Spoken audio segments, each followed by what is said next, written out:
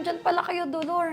So, ayun, Dolor, kakagising ko lang and mag-workout tayo ngayon. And, syempre, dahil medyo kulang pa yung energy natin, magko-coffee muna tayo. Titimplahin natin kape is, syempre, yung ating Sammy J Nutri Essential Coffee. Timpla na tayo, Dolor, para at least may energy tayo bago tayo mag-workout.